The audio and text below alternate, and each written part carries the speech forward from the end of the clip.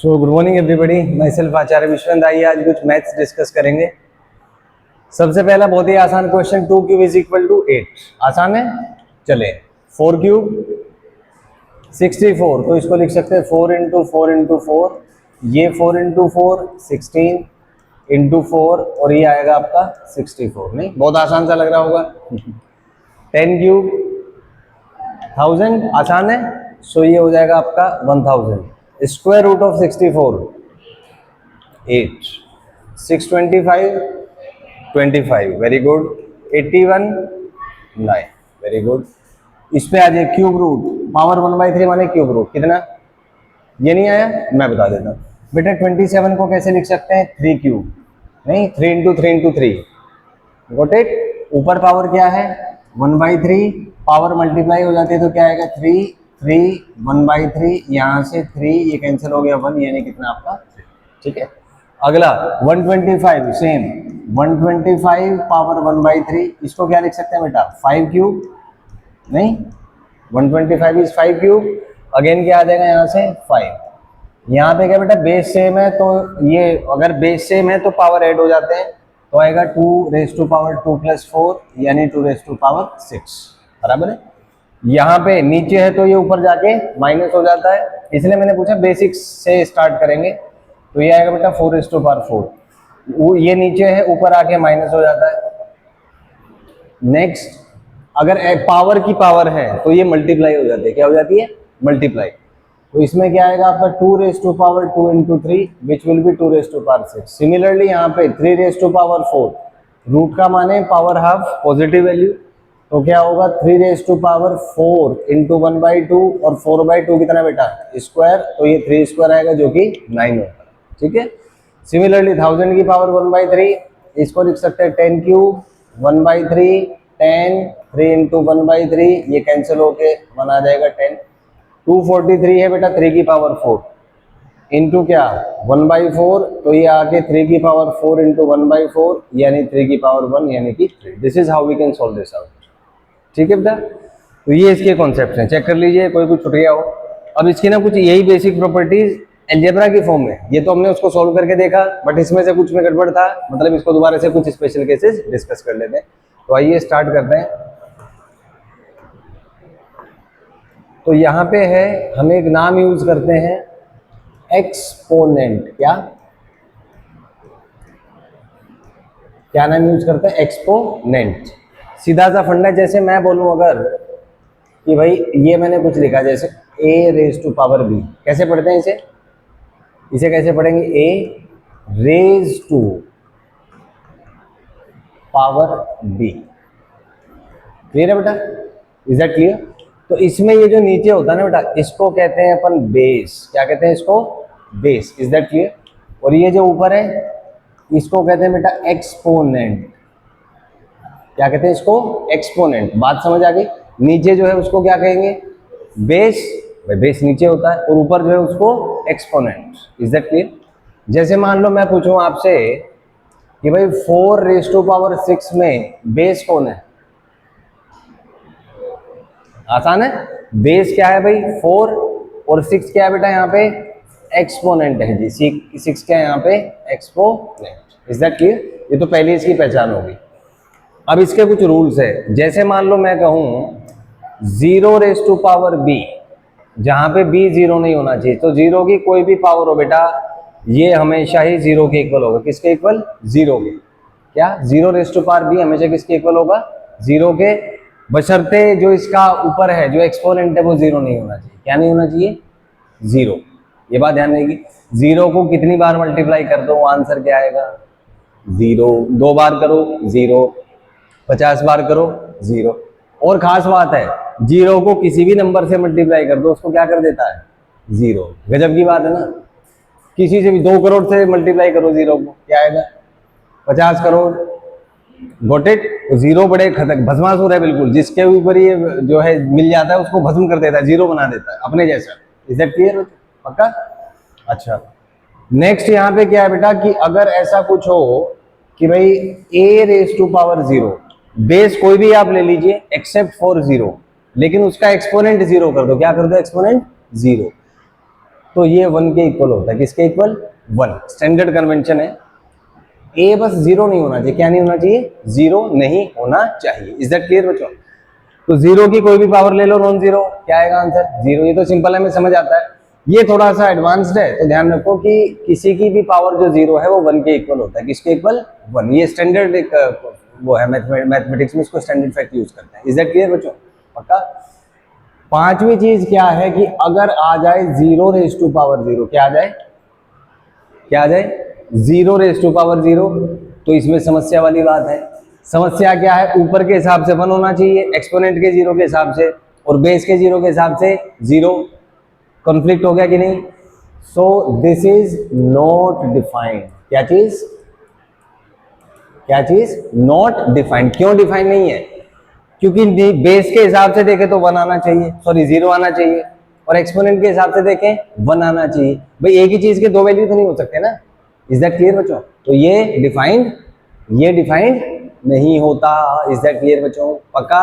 फिर से एक बार रिपीट मारेंगे। एक्सपोनेंट का फंडा समझ आ रहा है? क्या होगा exponent? A raise to power b form का। जो नीचे है उसको क्या बोलते हैं? बेस। जो ऊपर है उसको क्या कहते हैं? एक्सपोनेंट। पहली बात समझ आ गई। दूसरी चीज, जैसे 4 रेज टू पावर 6 है, बेस कितना बेटा? एक्सपोनेंट। ठीक है। तीसरी बात, 0 raise to power b, b 0 नहीं है, तो किसके इक्वल होगा? 0।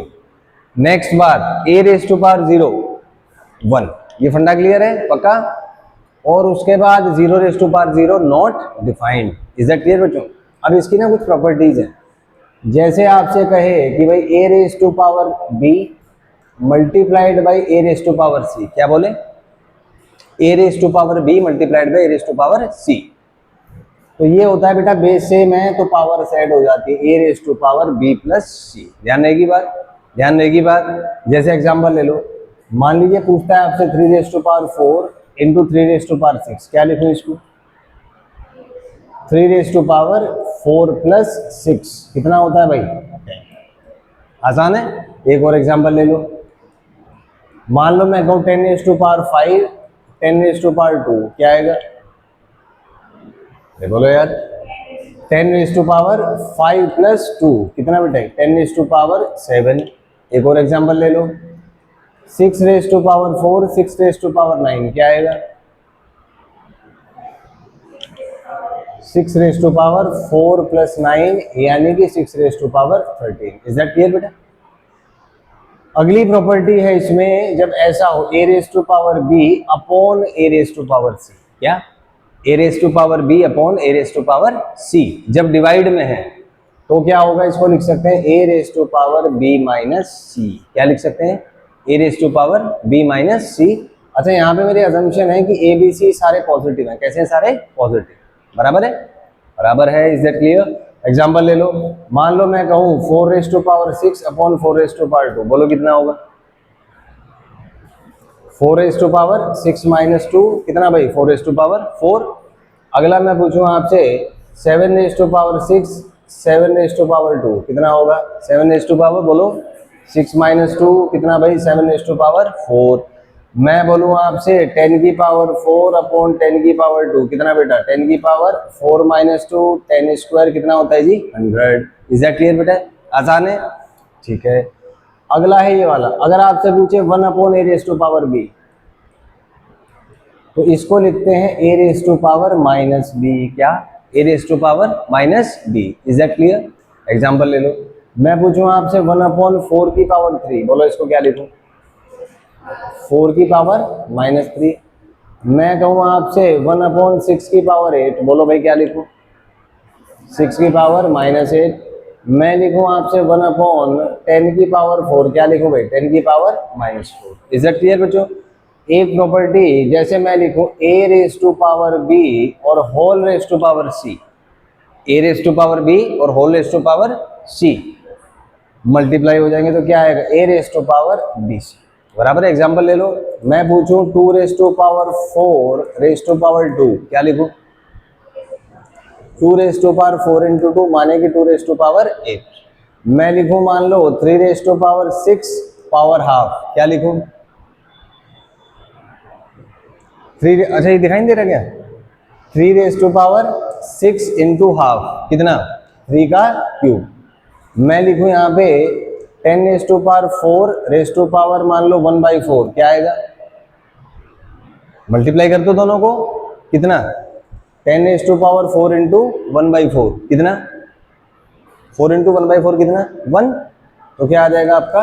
10। बराबर है। तो ये कुछ बेसिक प्रॉपर्टीज है रिलेटेड टू एक्सपोनेंट। फिर से एक बार रिपीट मारेंगे। तो बेटा एक्सपोनेंट क्या होता है? a⁴ फॉर्म का एक्सप्रेशन, जहां पे a को क्या कहते हैं अपन? बेस, b को एक्सपोनेंट। एग्जांपल है 4⁶ बेस क्या होगा? 4, एक्सपोनेंट क्या होगा? 6। बराबर बात है। अगला है भाई इसकी प्रॉपर्टी 0⁵b 0 होता है। जीरो की कोई भी पावर ले लो वो 0 होगा, एक्सेप्ट फॉर 0। 0 नहीं होना चाहिए क्योंकि इट इज नॉट डिफाइंड। अगली बात, किसी भी बेस की पावर 0 को 1 माना गया। कितना? 1, बशर्ते वो 0 ना हो। इज दैट क्लियर बच्चों? पक्का? अगली बात 0⁵0 नॉट डिफाइंड, 0⁵0 नॉट डिफाइंड। अगला बेस सेम है, a⁵b इंटू a⁴c, कितना? प्लस कर देंगे। नीचे होता डिवाइड कर दो, उल्टा होता पावर माइनस। ठीक है। उसके बाद क्या है? हाँ, पावर की पावर हो, मतलब a⁵b⁴c, तो जो पावर्स है वो मल्टीप्लाई हो जाती है। इज दैट क्लियर बच्चों? पक्का? नोट कर लीजिए एक बार इसको, प्रॉपर्टी सारी। So good morning everybody, myself Acharya Vishwendra. आज ग्राफ्स पे आपसे बात करूंगा। कोऑर्डिनेट ज्योमेट्री का छोटा सा एक पार्ट है। तो मान लीजिए हमने एक्स एक्सिस बनाई, वाई एक्सिस बनाई, इस पे कोऑर्डिनेट्स पुट कर लिए।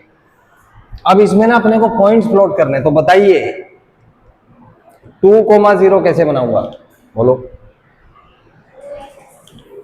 ये हो जाएगा शायद। इसको मैं क्या लिख दूंगा भाई? 2,0। आसान है। अच्छा अब ये बताओ 0,2 कैसे बनाऊंगा? ये रहा, एक्स कोऑर्डिनेट 0, वाई कोऑर्डिनेट 2। आसान है। अच्छा अब बताइए 0,-1 कैसे बनाऊंगा?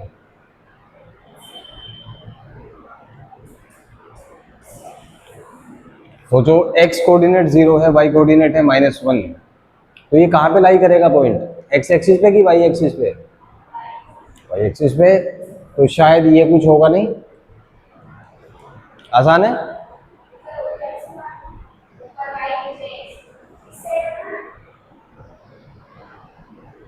एक्स कोऑर्डिनेट क्या है इसका? तो एक्सिस कौन सी होगी? हाँ, तो बेटे नीचे ही तो है। तो ये हाँ वही तो ना, ये कहाँ लिखा है कि एक्स एक्सिस पे होना चाहिए? ये कैसे पता लगा आपको? हाँ, तो एक्सिस कौन सी होगी? वाई। अरे वाई एक्सिस के हर पॉइंट पे x0 होता है ना। नहीं पकड़ पा रहे बेटा? 0,-1 मतलब y-1 है ना। y-1 कहाँ होगा? अरे y-1 तो यही है। और x0 कहाँ होगा? सोचो भाई, x0 कहाँ होगा? y एक्सिस बराबर। बेटा ये जो पूरी लाइन है इसी पे तो x0 होगा ना। क्या इसके अलावा कहीं x0 हो सकता है? आप कोई लाइन खींच लो, क्या इसमें x0 होगा? नहीं, कुछ और होगा ना। तो x0 कहाँ होता है? y एक्सिस पे। अरे x0 कहाँ होगा भाई? y axis. तो एक तो मेरा रिस्ट्रिक्शन वो आ गया कि y पे ही हो सकता है। और y कितना है? y कितना है इसका? -1। तो x0 है माने एक्सिस, तो y एक्सिस होगी। और y पे y कितना जी? -1। तो कहां बनेगा? नीचे। भाई और कोई पॉइंट है क्या? सोचो, आप सोचो, नाम से ले लो। ये हो गया x एक्सिस, ये हो गया y एक्सिस। बोलो भाई x0 कहां होगा? किस लाइन पे? क्या इस लाइन पे x0 हो सकता है? क्या इस पे हो सकता है x0? कहां होगा x0? y पे। बेटे इस पे तो x वेरिएबल है ना। ये मान लो 1 है, ये 2 है, 3 है, तो 0 इस लाइन पे कैसे x हो सकता है? ये तो चेंज हो रहा है। एक पॉइंट पे हो सकता है, ओरिजिन पे। Is that clear? तो x0 कहां होगा? पूरा y एक्सिस आ गया, इजंट इट? और y कितना है? -1। तो पॉइंट कहां है भाई? ये होगा -1, तो ये आएगा आपका 0,-1। बराबर है। अगला पॉइंट ले लो। मान लो -3,0, ये बताओ कहां होगा? -3 है x, तो x कहीं -3 यहां होगा। y कितना है? y 0 है, मतलब x एक्सिस होगा। तो पॉइंट कौन सा हुआ? ये वाला। Is that clear? कोई बात नहीं, क्वेश्चंस करेंगे तब चीजें क्लियर हो जाएंगी। तो ये आएगा बेटा -3,0। अच्छा ये बताओ 0,-3 कहाँ होगा? आप ना शायद इधर ही आ जाओ, यहाँ से वो ठीक बनेगा, क्योंकि ये अड़ रहा होगा ना बीच में। इधर आ जाओ।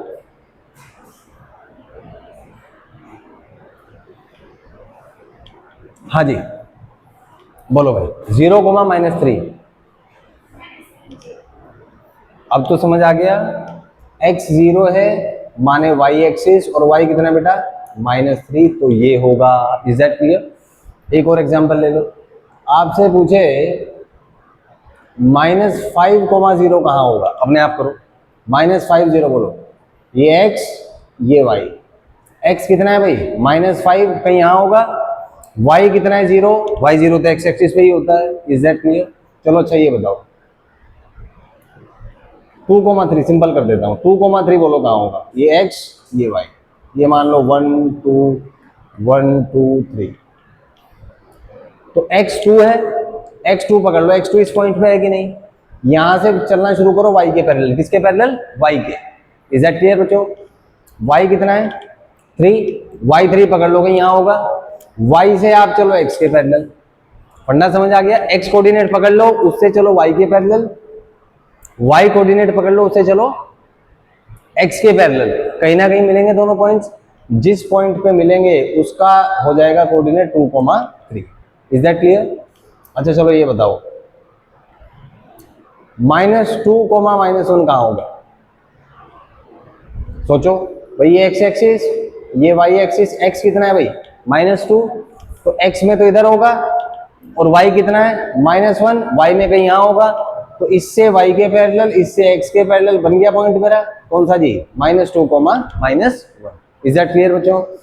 तो क्या फंडा है, पहले x एक्सिस बनाई, y axis, right plus left minus, ऊपर प्लस नीचे माइनस, फिर हमने उस पे पॉइंट्स को पुट करना सीखा कि क्या क्या इसमें पॉइंट्स होंगे। तो क्या फंडा है, x कोऑर्डिनेट जो उसका पॉइंट बना लो, उससे चलो y के पैरेलल। किसके पैरेलल? y के। y जो पॉइंट है उससे चलो x के पैरेलल, जिस पॉइंट पे बच्चे दोनों मिलेंगे वही उसके कोऑर्डिनेट्स होंगे, वही वो पॉइंट होगा। Is that clear? नोट कर ले फटाफट से इसको।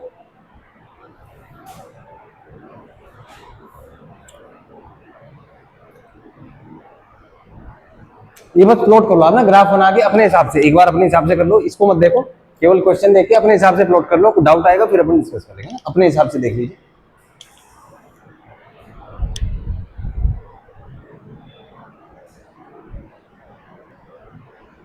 अच्छा इसमें ना अब एक आता है आपका पॉइंट्स आगे प्लॉट करने, बना लोगे?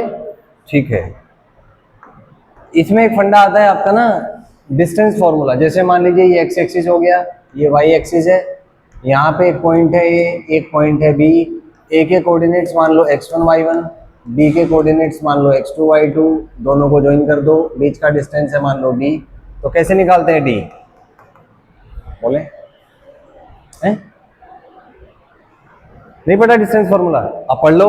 d निकालने का फंडा होता है बेटे √x2 minus x1 whole square plus y2 minus y1 whole square. Is that clear? इसको कहते हैं हम डिस्टेंस फॉर्मूला। क्या कहते हैं? क्या कहते हैं? Distance formula. बड़ा सिंपल सा ट्रिक है, पाइथागोरस थ्योरम से आता है। कैसे? जैसे मान लो ये पॉइंट ए है और ये बी है, तो इसका x कोऑर्डिनेट अगर x1 है तो मैं क्या कह सकता हूँ, यहाँ से डिस्टेंस x1 होगा। ये बात समझ आती है? x कोऑर्डिनेट मतलब y एक्सिस है डिस्टेंस एक तरीके से, y कोऑर्डिनेट y1 है तो क्या मैं कह सकता हूँ भाई ये वाला डिस्टेंस y1 होगा। Is that clear? b का x कोऑर्डिनेट x2 है, माने यहाँ से यहाँ का डिस्टेंस कितना होगा भाई x2, बराबर है। y कोऑर्डिनेट y2 है तो भाई ये डिस्टेंस कितना होगा आपका y2। नहीं, ये कुछ ऐसे ही होगा। अब क्या किया मैंने, a से b को ज्वाइन किया और यहाँ से बेटा एक परपेंडिकुलर डाल दिया। क्या डाल दिया? परपेंडिकुलर। और a से b के बीच का जो डिस्टेंस है वो d है। कितना डिस्टेंस है? d। तो ये अपने पास शायद राइट एंगल ट्राइंगल आ जाएगा। अरे बोलो भाई, जिसमें ये कितना होगा आपका, बोलो d।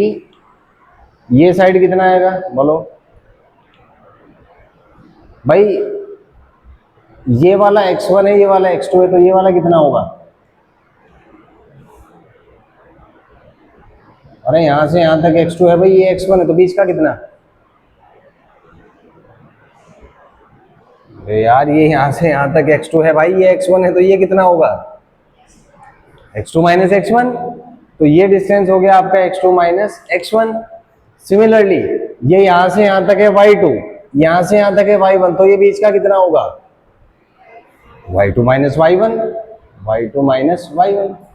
पाइथागोरस थ्योरम पढ़ा है, राइट एंगल ट्रायंगल में H square is equal to P square plus B square, तो क्या आएगा यहाँ पे हाइपोटेन्यूज कितना है d, तो क्या आ जाएगा भाई D square is equal to क्या x2 minus x1 whole square plus क्या भाई y2 minus y1 whole square. नहीं तो d कैसे निकालेंगे, रूट अंडर कितना बोलो भाई x2 minus x1 whole square plus क्या y2 minus y1 whole square. Is that clear बेटा?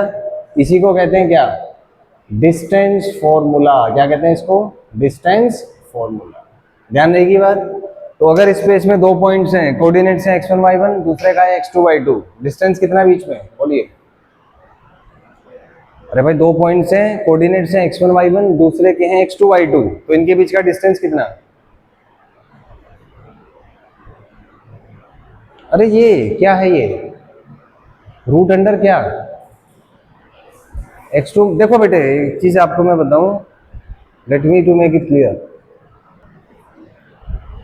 ये मान लो कि भाई एक पॉइंट ए है, इसके कोऑर्डिनेट्स है मान लो 2,4, दूसरा पॉइंट है बेटा बी, इसके कोऑर्डिनेट है मान लो 4,6। क्या कोऑर्डिनेट्स हैं 4,6। Is that clear? आपसे पूछा है जी बताइए इनके बीच का डिस्टेंस क्या होगा, तो क्या फंडा आएगा d इज इक्वल टू कितना बोले, अप्लाई करो रूट अंडर कितना, अरे x2 माइनस x1, x2 कितना है यहाँ पे 4, x1 कितना है भाई 2, तो क्या आएगा जी 4 माइनस 2 होल स्क्वायर बराबर है। आगे चलें भाई कितना 6 माइनस 4 कितना भाई होल स्क्वायर बराबर है। बोले जी 4 माइनस 2 कितना 2, इसका होल स्क्वायर 6 माइनस 4 भी कितना भाई 2, इसका होल स्क्वायर 2 स्क्वायर कितना बेटा 4, ये भी कितना 4, कितना आ गया root 8। As simple as that. कर लोगे? तो क्या फंडा सीखा हमने यहाँ से डिस्टेंस फॉर्मूला। क्या सीखा डिस्टेंस फॉर्मूला, किसके इक्वल आया रूट अंडर क्या चीज प्लस y2 माइनस y1 का होल स्क्वायर। कर लोगे? नोट करें इसको फटाफट नोट करें।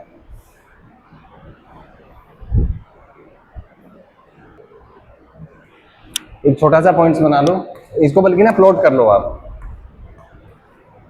Plot the points.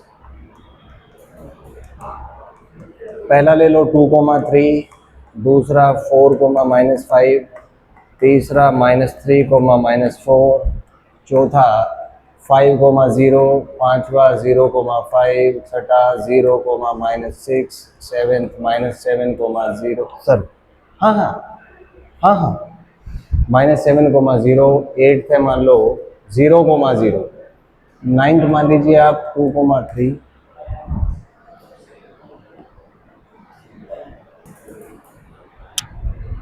इसको बना के देखो है ना सारे पॉइंट्स कहाँ कहाँ कैसे कैसे होंगे, फिर इसमें डिस्टेंस कैलकुलेट करके देखो। जब आप एक्चुअल में क्वेश्चन का आंसर निकाल लेंगे तो पता लगता है कि एक्चुअल लर्निंग क्या है। Is that clear? तो बेटा इसके लिए एक चीज ध्यान रखो, प्रैक्टिस। या तो फिर आपका दिमाग इतना शार्प होना चाहिए, जरूरत नहीं है पेन की, we can do things orally, लेकिन कम से कम एक तो चीज होनी चाहिए ना, बराबर है। करें, नोट करें, बनाएं।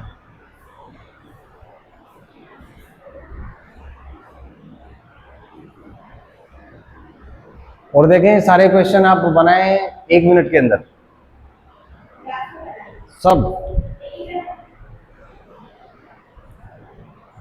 ट्राई करें।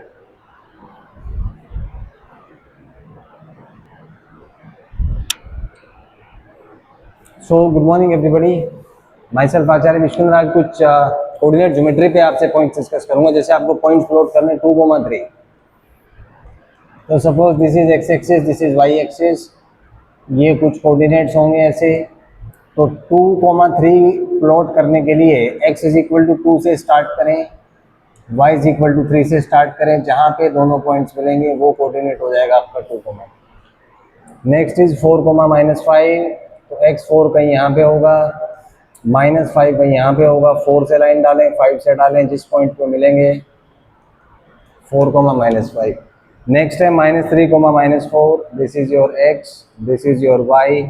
ये कहीं -3 होगा, ये कहीं -4 होगा। -3 से y के पैरेलल, -4 से x के पैरेलल, जहाँ पे दोनों पॉइंट्स मिलेंगे that will be the coordinate. Next is 5 0, ये x एक्सिस, ये आपका y एक्सिस। तो x एक्सिस पे कहीं पॉइंट होगा 5 0, यहाँ बन जाएगा। Next is 0 5, this is your x axis, this is your y axis. x is 0, y is 5, सो ये आपका 0 5 होगा। देन 0 -6, ये x एक्सिस, ये y एक्सिस। x इज 0 माने y एक्सिस, y -6 होगा, तो ये -6, so this will be your point. Then is -2 0, तो यहाँ पे this is x axis, this is y axis. x coordinate is -2, y coordinate is 0, तो ये x एक्सिस पे ही होगा। नेक्स्ट इज 0 0, तो ये आपका ओरिजिन पे होगा। नेक्स्ट इज 2 3, तो ये x एक्सिस, ये आपका y एक्सिस, ये x2 है, y3 है। x2 से y के पैरेलल, y3 से x के पैरेलल, जहाँ पे मिलेंगे ये आपका 2 3 होगा। नेक्स्ट क्वेश्चन डिस्टेंस फॉर्मूला पे है, आपको फाइंड करना है 2 4 एंड 4 6 का डिस्टेंस। तो डिस्टेंस होगा √4 - 2 whole square plus 6 - 4 whole square. इसको सॉल्व करेंगे, √4 + √4 which will be √8। Next question में यहाँ पे आएगा d is equal to -1 - plus whole square plus 5 - 3 whole square.